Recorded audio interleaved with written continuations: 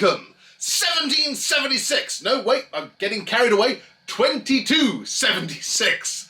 It always amazes me that the Warhammer World timeline is actually ahead of where we are in kind of the general calendar. But today I'm going to talk about all things that we know about 2276 and the build-up to what we now know to be the timeline of Warhammer the Old World. So, okay, join me and let's dive in.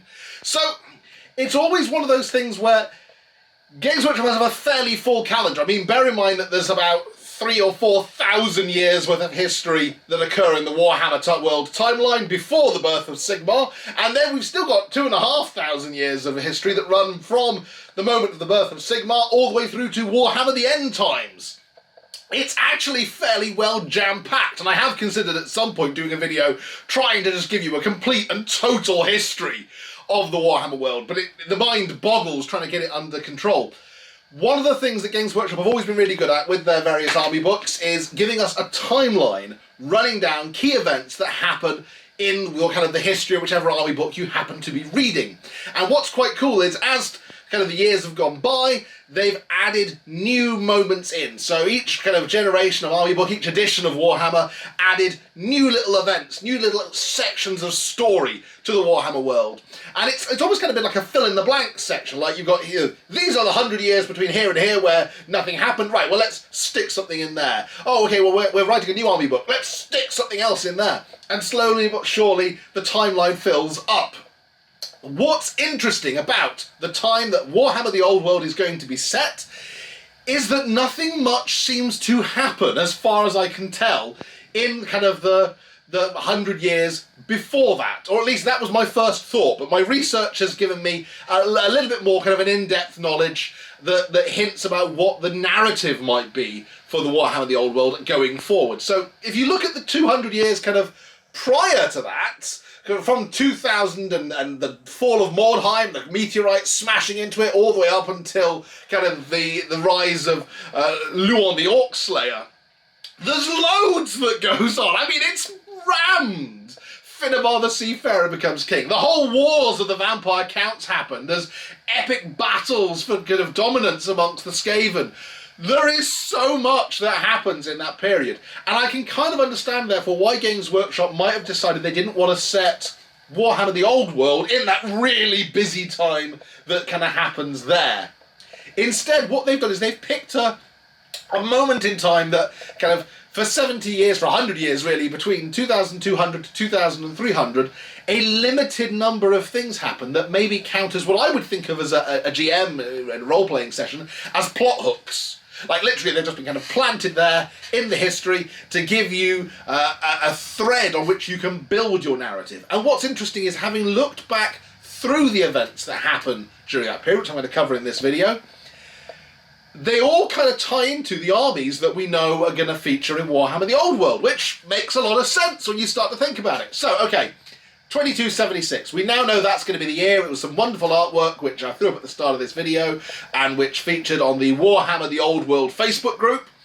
And in this beautiful cover art, which I'm assuming maybe is going to be the equivalent of this, it's going to be maybe the cover of the book or the army box set that they launch Warhammer the Old World with. There's a whole selection of fantastic weapons. There's a manticore on one side, perhaps referencing the Chaos Armada, the invasion that's going to happen at the end of that century. There's a griffin on the other to represent the Imperial throne, and a selection of shields across the bottom which represent the armies that we know are going to feature as main sort of elements of the story for Warhammer the Old World. The first event in the Warhammer Old World existing timeline then that occurs is in 2202. It mentions the first and only mention thus far of King Luon Orcslair, that he launches an errantry war to expunge the Greenskins from Bretonnia. And that's really kind of his only mention thus far, but it kicks us off with the timeline. And it's interesting that that's basically over 70 years before the game is set, and yet he's still king. We know he is still the king when the 2276 timeline takes place. So either he's a really kind of old, venerable kind of man, or he looks like the the knight from the end of the Last Crusade, or maybe quite tellingly, much like the Knight at the end of the Last Crusade, his lifespan has been unnaturally prolonged by the blessings of the Lady. Maybe drinking from the Grail has given him an unnatural vitality, and that's why he remains an active participant in the storyline right through that era. The next thing then that occurs in the kind of the Warhammer timeline involves the dwarfs and the orcs, and this is the Battle of Black Falls, sometimes known as the Battle of Blackwater. What we established at this point, this occurred in 2205, and this was the Dwarven High King, Alric, battling against a goblin warlord by the name of Gorkil Eyegouger. And there's this huge battle between the two sides in which the Dwarven army successfully routs the Goblin army, but notably the Dwarven High King is killed. Now, throughout the timeline that we all kind of knew and loved, the Warhammer timeline set in the 2500s, Thorgrim was the Dwarven King, and in fact he features on the cover of the Dwarf book. There he is, Thorgrim on his throne of judgment. This is the Dwarven High King that we've all known. He's had a couple of models, he's very cool, he features in kind of Warhammer Total War. What is interesting is that this event from 2205 sets up a whole slew of events that carry on throughout the remainder of the kind of the century, and presumably will form a major part of the Dwarven narrative. So Alric dies at the Battle of Blackwater, and his son Alricsson, eminently Dwarven name, gets crowned the new High King. But what happens then is that he then fights in a variety of battles across the century, seeking to unite the Dwarven people. And notably, he is the Dwarven High King who fights alongside Magnus the Pious in the Great War against Chaos. So what we're really going to get, I suppose, in this kind of timeline is the build-up of the Dwarven High King and him mustering the forces of all the disparate kind of Dwarven holds so that they are standing united when he then goes on to fight against the forces of Chaos at Prague. It's also interesting that both his sons, we know eventually Alricsson's sons, die at Prague, and Alricsson therefore eventually passes the crown on to Thorgrim. So that's how we get Thorgrim as the eventual High King. But it wasn't simply him going, oh no, all my kin are dead, so you're it, Thorgrim. What actually happened is that Alricsson set essentially like a challenge to all the kings of all the other Dwarven holds and said to them, go forth and carry out mighty deeds. It's almost like an errantry quest. But go forth and carry out mighty deeds, or, pledge yourself to a great cause. And whosoever does the mightiest deed or pledges themselves to the mightiest cause by a claim of all of the Dwarven kings will become my heir. And Thorgrim was the one who, following on from this, pledged himself to expunge every grudge in the Great Book of Grudges. Hence why sometimes he's known as Thorgrim Grudgebearer. And it all arises out of this time period. So I think that's something that's really cool, and we'll see some kind of early elements of perhaps throughout the history of this period.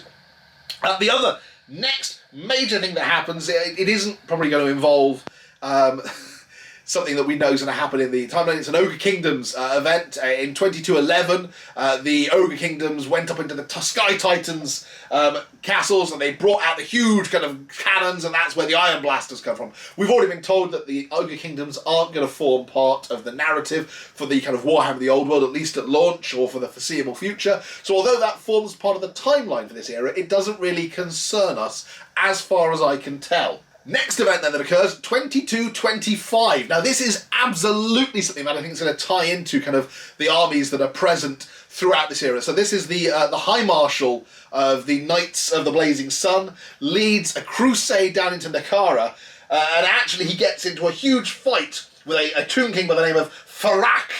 And although he successfully kills this Tomb King and his temple is looted, his army destroyed, his curse follows the Grand Master back to the Empire, where eventually he is killed by it. That's 2225.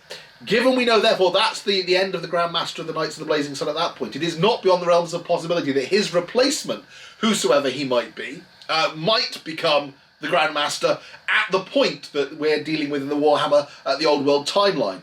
But also, I think it's kind of cool that we see this clash between the forces of the Empire, the Crusading Knights, and the Tomb Kings. And it's entirely possible that could form part and parcel of why we have the Tomb Kings waging war against kind of the Empire, coming up through the Border Princes at this point. Moving on. Next up is a Wood Elf related thing. So, 2232. Queen Ariel of the Wood Elves discerns that Morgor, the ever-living, has once more returned. I think this is the 5th time that Morgor comes back to the mortal world, and tasks her champions to hunt him out and destroy him before he can bring yet more pain and terror. So Morgor was introduced in the 6th edition Beastman book, and yeah, he's basically like this kind of Chaos Spawn Eternal, I suppose, is the best way to put it. It suggests in the background for him that he was born as a human child, but has become eminently, constantly mutating, and no matter how many times he is destroyed, eventually this cesspit of corruption will occur, and he will rise again to spread the taint of chaos and the call of the children of the chaos that the Beastmen are known as across the Warhammer world. This is one of probably the other major events that happens throughout this time period and leads us up to where we are in 2276. So Morgor returns to the old world, 2232. 2247, there is a huge battle in the Forest of Arden, where a massive force of Wood Elves ventures into there, having discerned that that is where Morgor has been returned. That's why the whole of kind of the Forest of Arden is being corrupted and filled with kind of chaos beasts, even down to the sprites and the dryads and the kind of the little wood spirits, tree spirits that are present in the Forest of Arden are being corrupted by chaos and are turning evil.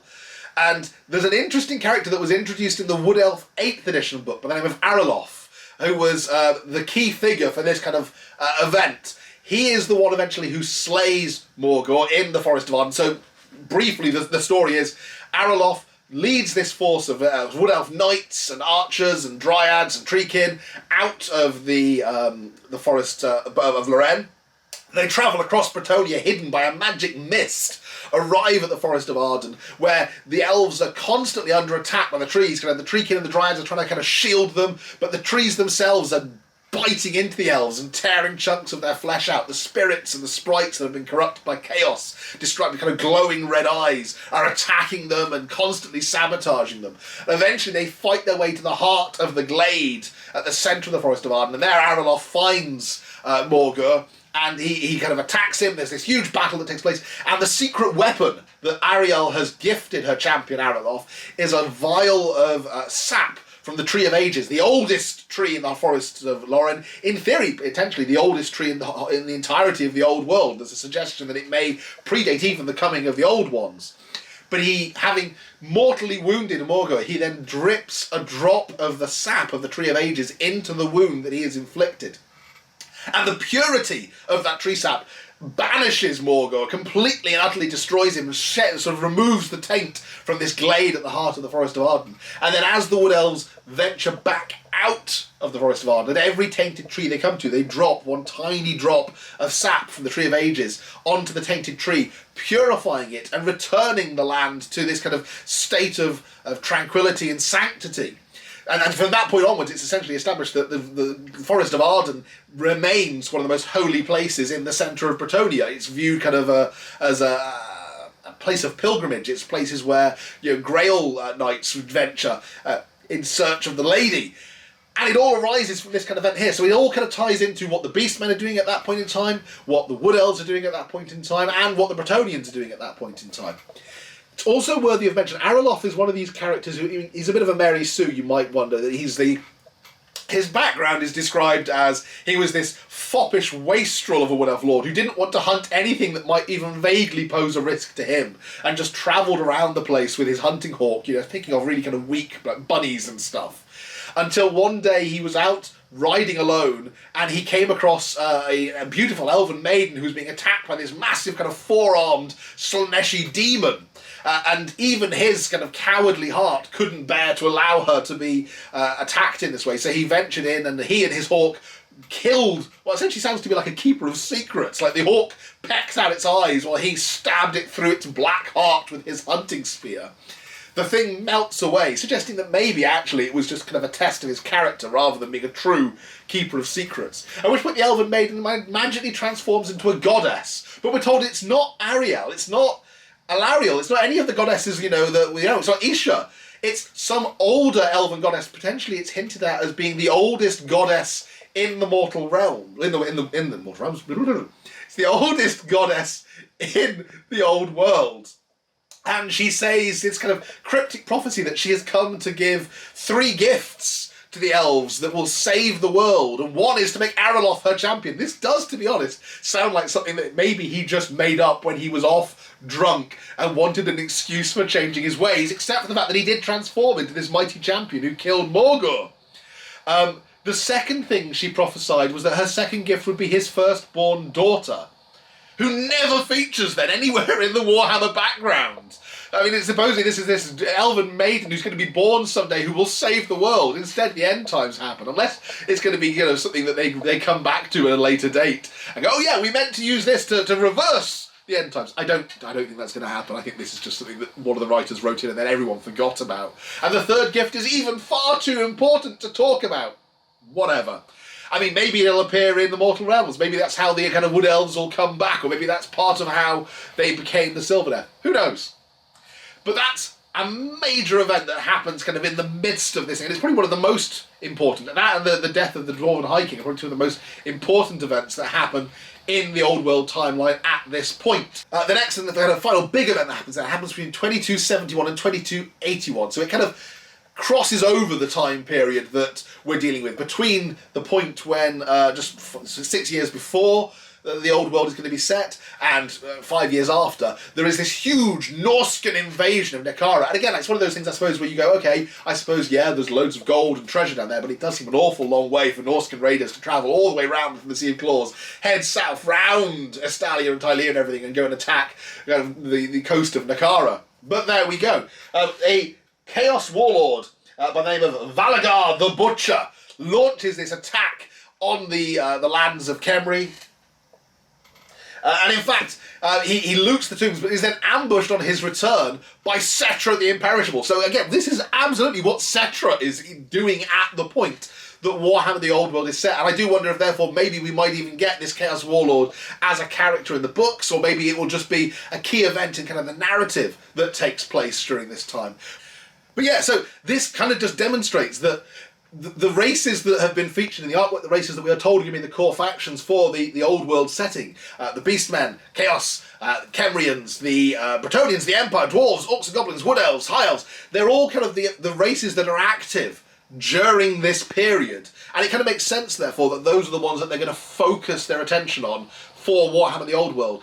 Building up to, I'm assuming, we will kind of travel forward in time to eventually 2301 and the great invasion of Chaos by Avasar Kul, the Ever-Chosen, at that point, the ascension of Magnus the Pious, and the eventual death of the High King Aurixon, and the rise of Thorgrim Grudgebearer. But all of that is still to come. I'm really quite excited to look forward to seeing how all that pans out. There is one final event that I want to feature, that features in the Warhammer timeline. And this is something I hope the Games Workshop don't forget, which is that Warhammer is sometimes supposed to be funny.